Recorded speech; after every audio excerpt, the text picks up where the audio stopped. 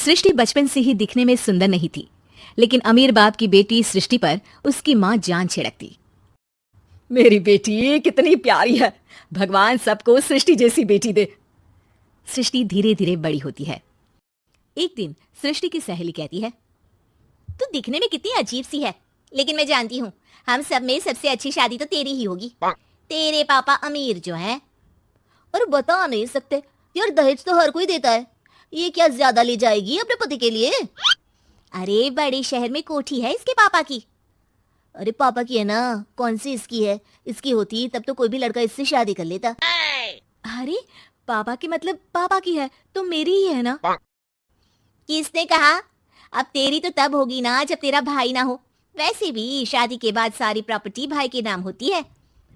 सृष्टि समझ जाती है कि उसे किसी भी हालत में माँ बाप की सारी प्रॉपर्टी को अपने नाम करना है, लेकिन कैसे?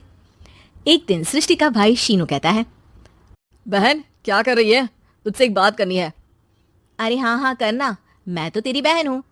बहन मेरी लाइफ में ना एक लड़की है, बहुत अच्छी है। मैं सोच रहा हूँ माँ और पापा से बात करूँ शादी के लिए। सृष्टि को समझ में आ जाता है कि भाई की शादी होते ही भाभी उसे एक दिन भी घर में बर्दाश्त नहीं करेगी। क्या बात है भाई, बताना कौन है वो? यार वो बहुत अच्छी लड़की है, पढ़ी लिखी है, मेरे साथ जॉब भी करती है। बस एक प्रॉब्लम है। प्रॉब्लम? क्या प्रॉब्लम है भाई? यार वो शादीशुदा है, लेकिन उसके पति ने उसे सिर्फ इसलिए छोड़ दिया क्योंकि उसके माँ बाप दहेज नहीं दे पाए। सृष्टि ये सुनकर न जाने क्यों खुश हो जाती है। अरे भाई तो क्या हुआ, लड़की तुझे तो पसंद है ना? शीनू को लगता है कि बहन उसे समझ रही है। वो इस बात से अनजान होता है कि उसकी बहन की मंशा पूरा घर हड़पने की है। सृष्टि अपनी माँ से कहती है, मम्मी मुझे तो बहुत चिंता है, पता है शीनू क्या कर रहा है? अरे क्या कर रहा है, वो तो काम पर जाता है और वापस घर आता है। नहीं ना माँ, वो यही तो नहीं कर रहा, बाकी सब कर रहा है। आपको पता है उससे प्यार है, और वो भी एक शादीशुदा लड़की से। ये क्या हो गया? मैं सोसाइटी में क्या मुंह दिखाऊंगी? अरे तेरे पापा तो यही कहेंगे कि मैंने ही उसे बिगाड़ दिया है। माँ देखो, मेरी बात मानो, पापा पर भी विश्वास करने की जरूरत नहीं है। अब आप ही बताओ, पापा इतनी देर घर के बाहर रहते हैं क्यों? बोलो। अरे बेटा वो तो नौकरी करते हैं ना। तू बहुत भोली है माँ, पापा का ऑफिस तो 7 बजे खत्म हो जाता है, लेकिन देखो कितनी देर से आते हैं। अरे नहीं नहीं बेटा, ऐसी कोई बात नहीं है।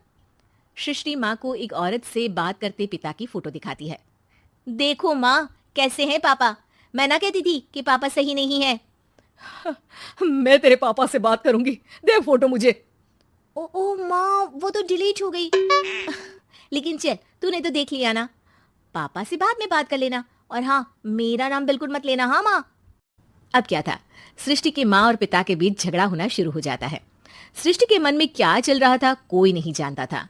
एक दिन, माँ सृष्टि के लिए एक लड़का देखा है, वो लोग शाम को उसे देखने आने वाले हैं। और हाँ माँ, एक खुशखबरी, मैं और पापा मिलकर एक नया बिजनेस ट्राई कर रहे हैं। शाम को लड़का आता है, सांवले रंग का। सृष्टि को तो बिल्कुल भी पसंद नहीं आता। लड़की की माँ कहती है, लड़की का चेहरा तो कोई खास नहीं, लेकिन अगर मेरे बेटे को आप लोग सेटल कर दें तो मैं उसकी शादी आपकी बेटी से करवा दूं। सृष्टि को लड़का बिल्कुल पसंद नहीं था। उसे भाई पर गुस्सा आ जाता है। लड़के वालों के जाने के बाद कहती है, माँ देखा शीनू मेरे लिए कैसा लड़का लेकर आया, न दिखाने लायक न सुनने लायक, सेटल भी नहीं, वो भी हम करे। अरे माँ मैं जानती हूँ ये मेरी शादी किसी भी घर में क्यों करवाना चाहता है। अरे कैसी बात कर रही है बहन, तूने तो देखा ना, लड़के को मैंने ही मना कर दिया तुझसे शादी के लिए। जिसने लड़का बताया था उसने उसकी बहुत तारीफ की थी। बात आई गई हो जाती है, लेकिन सृष्टि का मन शांत नहीं होता। क्या करूं, कुछ समझ में नहीं आ रहा। मेरी शादी हो गई तो ये लोग पूरी प्रॉपर्टी शीनू के नाम कर देंगे, मेरे हाथ तो कुछ लगेगा ही नहीं। तभी सृष्टि को आइडिया आता है। वो किसी वकील को फोन करती है। जी देखिए, अगर आपके मम्मी पापा का तलाक हो जाता है तो आपके पिता की आधी प्रॉपर्टी आपकी माँ के नाम हो जाएगी, फिर उसे वो किसी को भी दे सकती है। सृष्टि अब माँ को बेटे के खिलाफ भरती है। माँ शीनू पर नजर रखा करो, वो जिस लड़की के प्यार में है ना वो शादीशुदा है। यहाँ आएगी, सारा पैसा रुपया जमीन जायदाद सब भड़प लेगी। पापा का भी हाल तुमसे छुपा नहीं है। ऐसा ना हो कि मैं और आप एक दिन सड़क पर भीख मांगे। हे भगवान, मैं तो जीते जी मर जाऊंगी अगर ऐसा हो गया तो।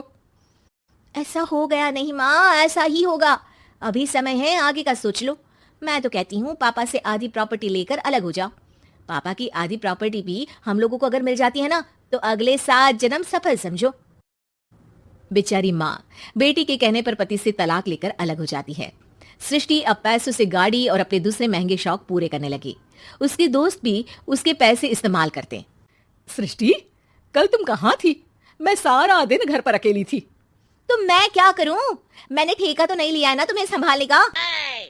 माँ को सृष्टि से ये उम्मीद नहीं थी। वो बैठकर रोने लगती है। वहीं उसका पति यानी कि सृष्टि के पिता आ जाते हैं। मैं जानता था कि तुम्हारा यही हाल होगा, तो आपने मुझे रोका क्यों नहीं? मैं रोकता तो तुम रुकती क्या? सृष्टि के कहने पर तुमने मुझ पर अपने बेटे पर शक किया, लेकिन तुम ये भूल गई कि कैसे हम दोनों ने मिलकर जीवन में इतना सब खड़ा किया। माँ पति के गले लग जाती है।